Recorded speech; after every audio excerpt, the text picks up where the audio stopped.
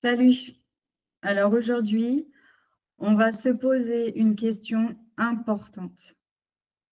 Je pense que si tu regardes cette vidéo, c'est que tu te sens concerné. Il y a des personnes qui malheureusement enchaînent les relations et les schémas toxiques. Donc nous allons nous poser cette question aujourd'hui. Es-tu condamné à revivre encore et encore les mêmes schémas toxiques? Est-ce que tu as déjà eu l'impression d'être maudite ou maudit? Est-ce que tu t'es déjà dit, c'est pas possible, je suis victime d'une malédiction?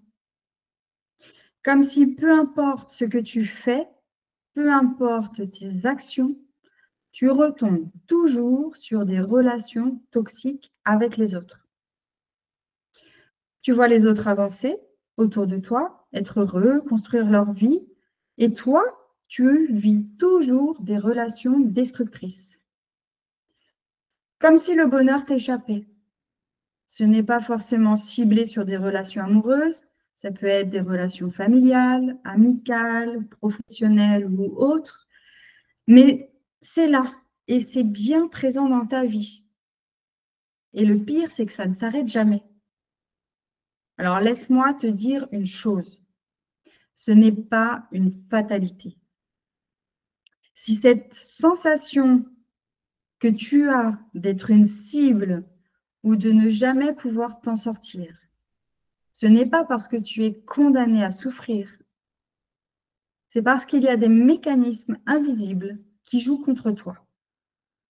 Et aujourd'hui, je vais t'expliquer pourquoi certaines personnes semblent attirer encore et toujours des relations toxiques et surtout comment s'en sortir définitivement. Alors pourquoi les schémas toxiques se répètent-ils? N'importe qui peut tomber dans les griffes d'un manipulateur.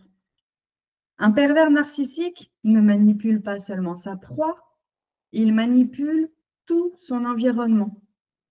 Son objectif, détourner l'attention, embrouiller les perceptions et s'assurer qu'il reste intouchable.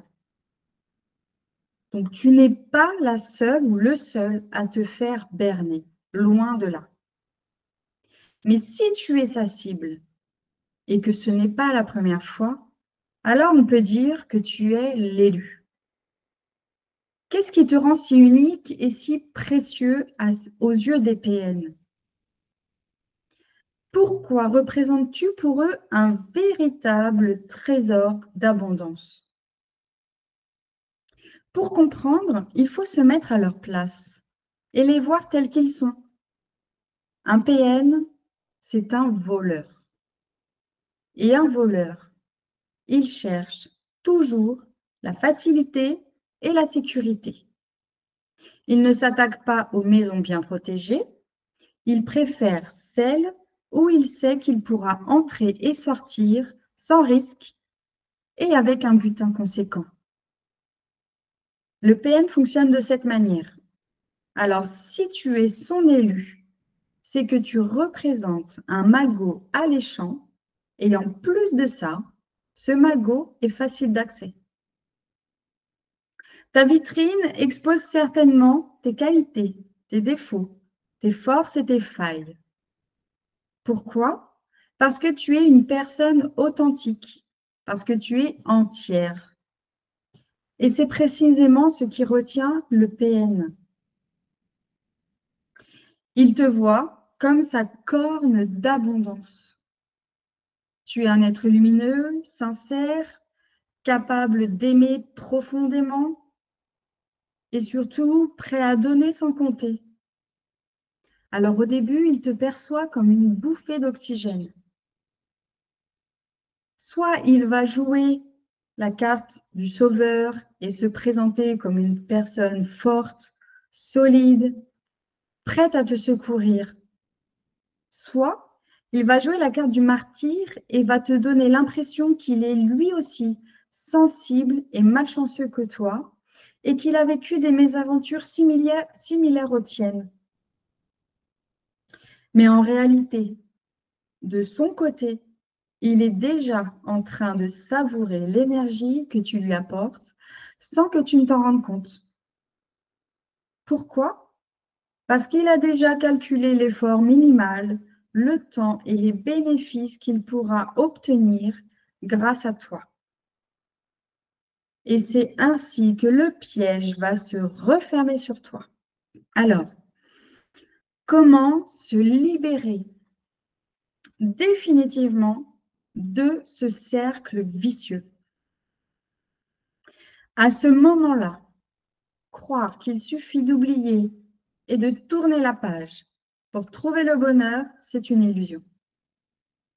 On peut essayer d'enfouir le passé, de se convaincre que ça n'arrivera plus, mais tant que notre structure profonde reste la même, on va continuer d'attirer les mêmes prédateurs. Le but étant de devenir complètement imperméable aux manipulateurs et d'avoir une structure qui va naturellement leur faire barrage et les repousser. Ce dont on a besoin, ce n'est pas juste d'une guérison temporaire, c'est d'une véritable transformation personnelle. Alors bien sûr, il faudra quand même réparer le cœur brisé et se reconstruire. C'est essentiel et ça prend du temps. Mais si tu veux te libérer définitivement, tu dois aller beaucoup plus loin. Sans un travail en profondeur sur les 3 axes fondateurs de ton être, corps, âme et esprit, ta vulnérabilité restera la même. Et si ta structure reste telle qu'elle est, les mêmes prédateurs reviendront. Une transformation personnelle ne se limite pas à aller mieux. Elle s'opère sur 3 dimensions essentielles: corps, âme, esprit. Et elle prend en compte également 3 temporalités: passé, présent, futur. C'est un véritable travail de fond qui va demander de la volonté pour s'engager dans ce chemin de libération, du temps pour reconstruire des fondations solides et surtout un point à ne pas négliger, l'accompagnement de personnes qualifiées et expérimentées, capables de te guider avec clarté et efficacité, car seul, il est facile de rester piégé dans les mêmes schémas et de s'égarer dans le processus de reconstruction. Donc, si tu ressens cette impression de revivre toujours les mêmes histoires, ce n'est pas une malédiction et tu n'as rien fait pour mériter ça. C'est simplement le signe que quelque chose en toi doit être transformé. Tu n'es pas condamné à souffrir. Tu as le pouvoir de refermer ces failles et de reprendre le contrôle de ta vie. Et surtout, ne plus jamais être une proie. Tout commence par une décision, celle d'agir. La vraie question est, es-tu prête à reprendre ton pouvoir? Dis-moi en commentaire ce que ce message t'inspire. As-tu déjà ressenti cette sensation d'être une cible? Est-ce que tu as déjà été plusieurs fois une cible? Tu as en toi tout ce qu'il faut pour te libérer. La première étape, c'est de le décider. À très bientôt.